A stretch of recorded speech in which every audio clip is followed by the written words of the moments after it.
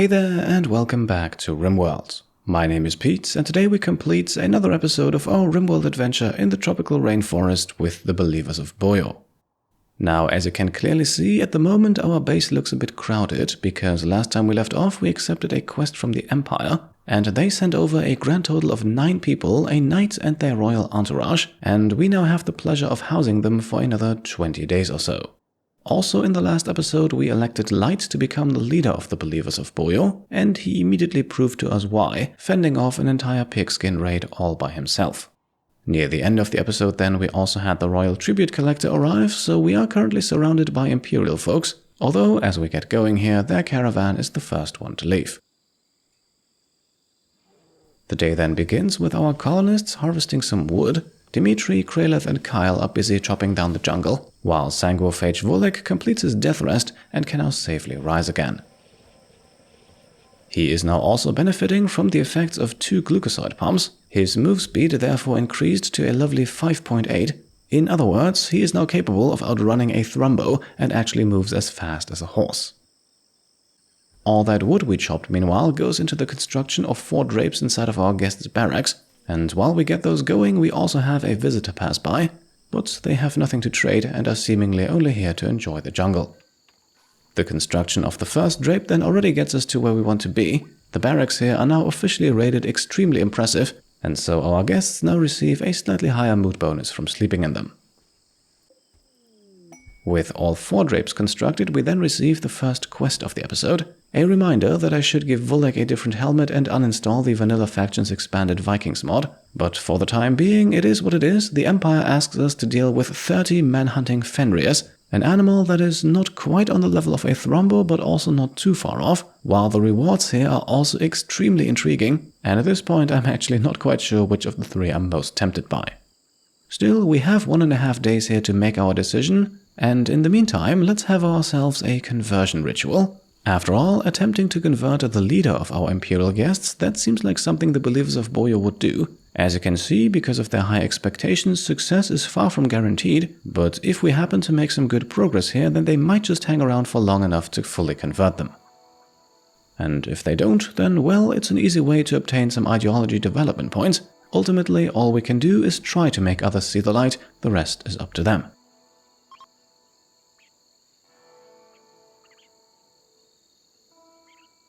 The ritual is then deemed effective, earning us 1 development point. Everyone who attended also receives a +3 mood bonus, although that might be a bit misleading as our imperial guests obviously won't really like participating in another ideology's ritual.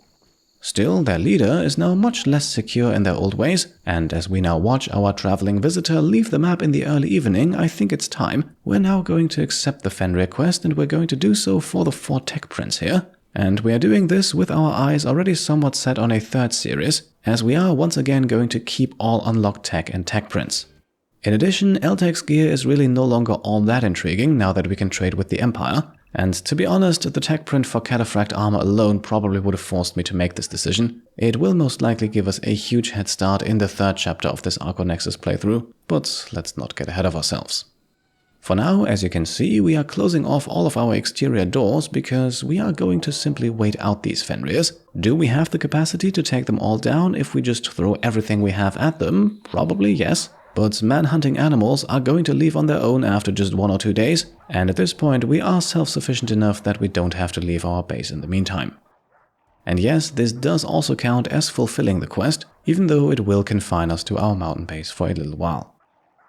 On the bright side, this also means that this is probably the best moment in time to have Light start his death rest. Should we get attacked, we now have a pretty sturdy first line of defense, and with Brandon now finally in possession of the Farskip Psycast 2, we no longer need Light for trading.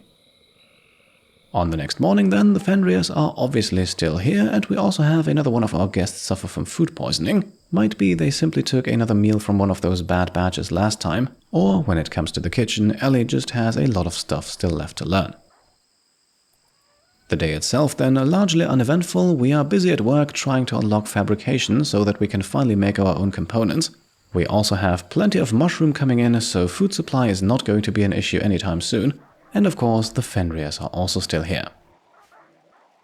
And because they are, this next quest right here might actually be a slightly inconvenient one. It is a charity quest, and we need to take in a 57-year-old war chief who brings with him a week-long rainy thunderstorm. All in all, nothing that we couldn't handle.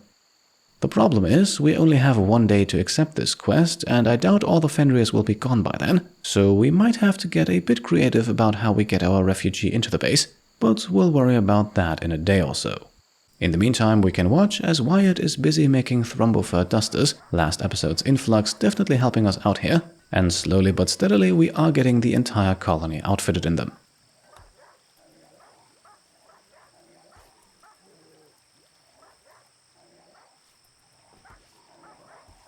Eventually then the evening rolls around, all 30 Fenrirs are unfortunately still present, but a few hours later, in the middle of the night, we can watch as the first of them are beginning to wander off. And that trend continues all the way into the next morning, as we are waiting until the absolute last possible moment to accept the quest, and unfortunately 17 Fenrirs are still present. Still, we have no other choice, our ideology demands that we accept this, and as we do, we also immediately receive 2 ideology development points as a reward. The forced weather then strikes first, a rainy thunderstorm will accompany us for the next week, and as you can see, we are also already preparing for the arrival of our latest recruit, as Wyatt here is heading for our walls. Just in that moment then, our refugee war chief arrives and we receive 2 more development points, and since he has actually joined us as a fully fledged colonist, let's take a closer look at him, and first of all, let's give him a name from the list of patron supporters in the naming rights tier and above. This time, patron Naseem M was chosen, so Naseem, welcome to the colony. Now, Naseem here is a psychopath, so he should get along with our leader Light just fine. He is also very good at fighting and in the social and intellectual skills, so I think we will easily find something for him to do. He also comes with a bit of pain thanks to a stab scar on his torso, but that's the extent of it. Now the question is, how do we get him into our base? Well, first of all, we're going to skip Wyatt out to meet him. Thankfully, we have caught a good moment in time here with most of the Fenrirs still sleeping or wandering off. As you can see, only a single one is currently actively pursuing our 2 colonists, and we can easily skip out of its way. Now at this point, we probably should have taken a bit of a detour instead of going right through the Fenrirs sleeping in front of our base, because as you can see, unfortunately, skipping ourselves right next to them does wake them up, and so things are now getting unnecessarily dangerous. To make matters even worse, Wyatt has also reached his neural heat limit, so we have to activate his overdrive, and we are using one final charge here to skip Naseem to the entrance that's a bit further away. After all, he was the one that the Fenrirs initially aggroed on, so this should hopefully allow both of them to safely get out of dodge. And indeed, as you can see, our doors closed just in time, and despite not really being skilled constructors, Naseem and Wyatt will now quickly take care of the emergency repairs, just to ensure that the situation does not go haywire in the last second. However, it looks like we are indeed in the clear now. The Fenrirs have lost interest and are slowly wandering off, and so we can now get Naseem something slightly better to wear. Rhino leather shirt and pants, flak vest and thrombofur duster, and with that outfit he should fit right in. After also grabbing an assault rifle that we may or may not exchange for a melee weapon eventually, he also sits down to research, while outside of the base Dimitri takes care of some additional repairs. Our ground-penetrating scanner then also yields results for the first time. Confined to our base, Maniac can for a change not hunt any rhinos, and so instead he detects some steel, although we would have to do a bit of digging to actually get there. Eventually then, another night sets in. A few of the Fenrirs are still sleeping outside of our walls, but the majority of them has already wandered off or is in the process of doing so.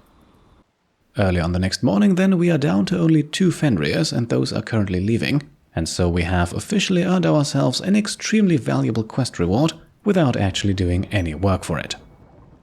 Now obviously it would be very intriguing to apply these tech prints here immediately. However, since applying tech prints also gives 2000 experience points in the intellectual skill, we want to do that with Ellie. This will give her a nice boost, I think. The problem is she can't do that until she turns 13. At the moment she's only 9, but don't worry, it will take only about 1 more year to get there. As you know, children do age up much faster than adults in this game.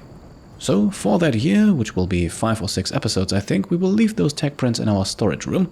This will of course drive up colony wealth a bit, but we need to get that up anyway. Squiggs then also receives a taming inspiration, and we can leave the base again, but unfortunately we don't really have any animals worth taming at the moment. This would be an easy way to obtain another elephant though, or to at least kill another rhino without Maniac driving the entire herd manhunter.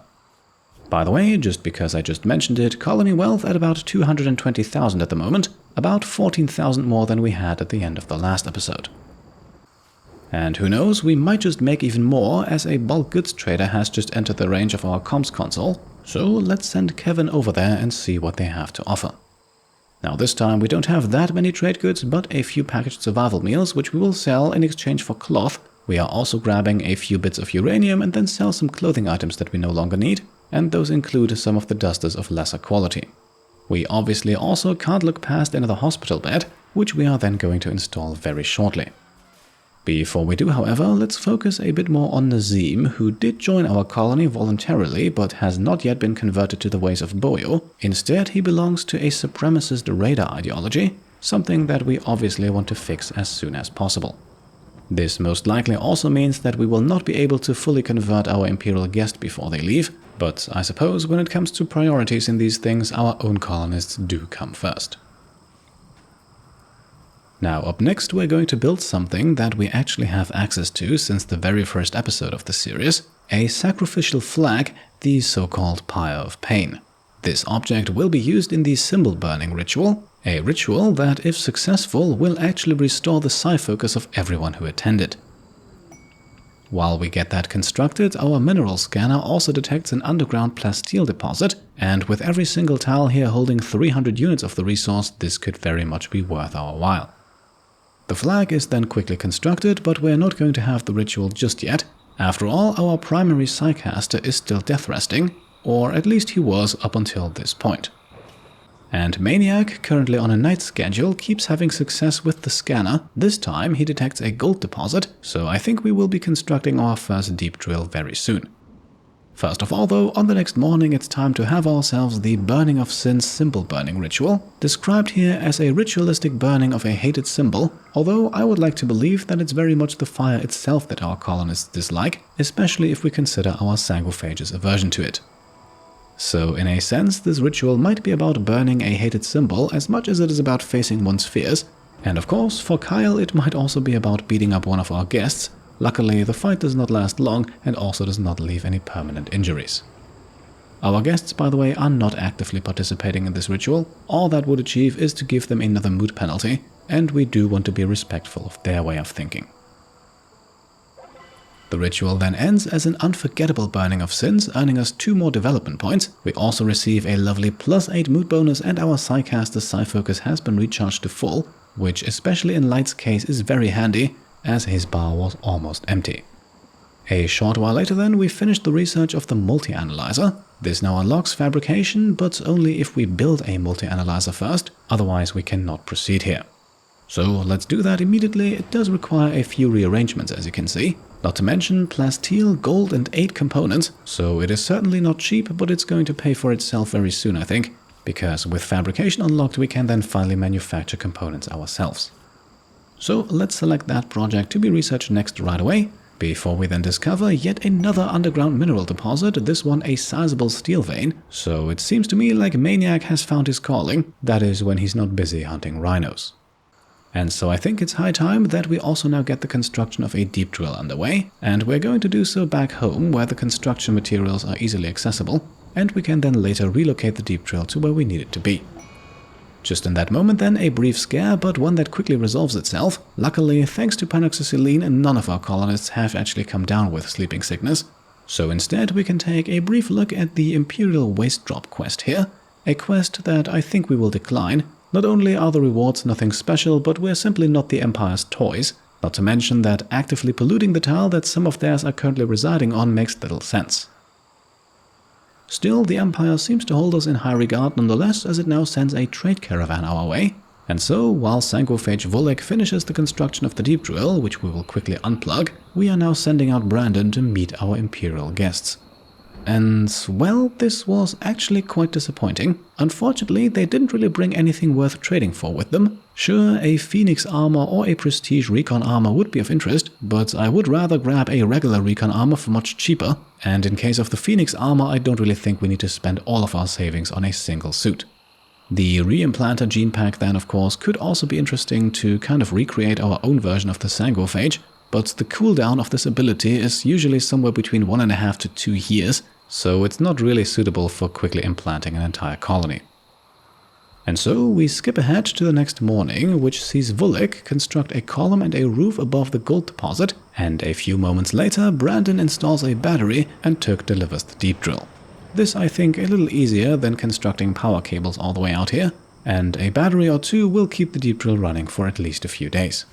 It does take us all the way to the afternoon of an otherwise uneventful day to see Maniac actually use the deep drill. Our mournful miner can now go to work. He does have the highest deep drilling speed of all colonists in Redchapel, and a few hours later, with the sun already set, he extracts his first harvest. Only 9 units of gold, not really a whole lot considering what we still have below, but then again it's pretty valuable stuff, so we also won't need that much.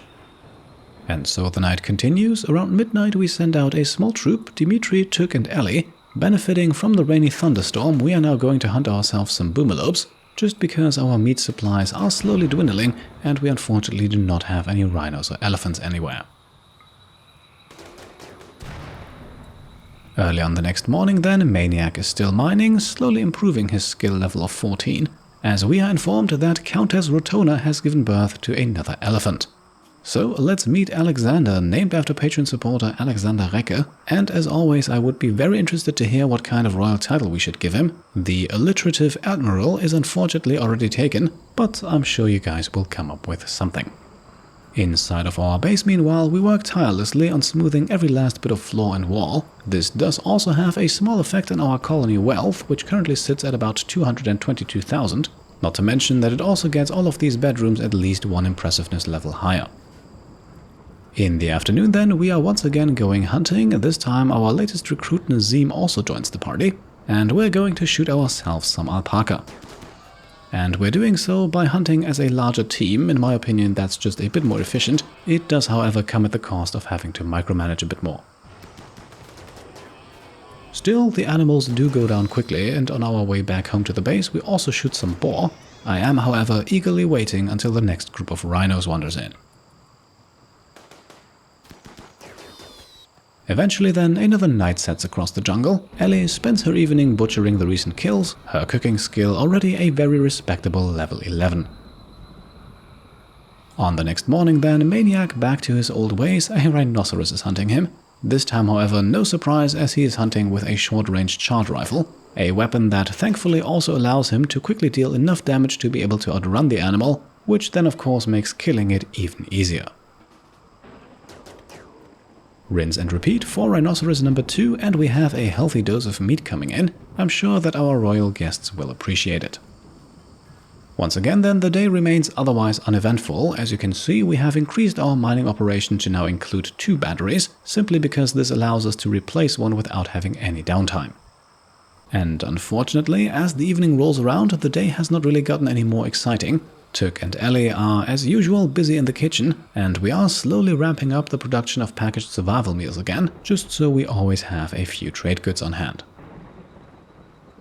On the next morning then, we construct column and roof right next to the plasteel deposit too. At the moment I feel like that's actually the resource we have a slightly more pressing need for, and so a few hours later our mining setup is transferred over to the new deep drilling location. Back in the base, meanwhile, it's time for another ritual. The paint party has come off of its cooldown, and so we will have at least all of our colonists participate. I vaguely remember that we did try this once before with the new insect jelly reward and it failed miserably. Let's see if our new leader Light is a bit more successful this time. Okay, a fun paint party, which increases our number of ideology development points up to 9. And indeed, we now have bugs tunneling towards the surface to bring us that sweet, sweet insect jelly. Now don't worry, the bugs themselves will thankfully never actually appear. This is not a fully fledged infestation. Although I have to say, at least for a tunneler colony, that would actually be an interesting reward too, and potentially a bit more rewarding than what we just received. as we were just delivered the stunning amount of 26 insect jelly. Not quite sure what we're going to do with that, to be honest. Perhaps we're going to use it as baby food for Elpis. And on that slightly disappointing note, and with Maniac beginning to drill for plasteel right next to an ambrosia sprout by the way, I think we have reached a good point to make the cut for today. And of course, as always, we have some fan art, the first one here from Isaac Young portraying Maniac in his favorite pastime, running away from rhinos, although now that he has his brand new charge rifle, he might have an easier time doing so. Picturing a similar situation is this piece of AI-generated artwork by Troy, and the next bit of fan art is AI-generated too, and it features Light, now that he has acquired the legendary Staff of Sin.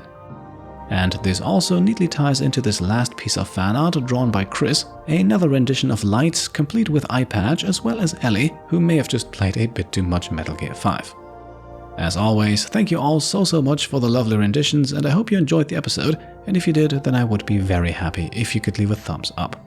If you like what I'm doing and want to support me and my channel further, then you can of course also go ahead and subscribe to stay up to date, grab some merch over on shop.petecomplete.com, or check out and maybe even pledge to the Pete Complete Patreon. Thank you all for watching, and I'll see you next time. Cheers.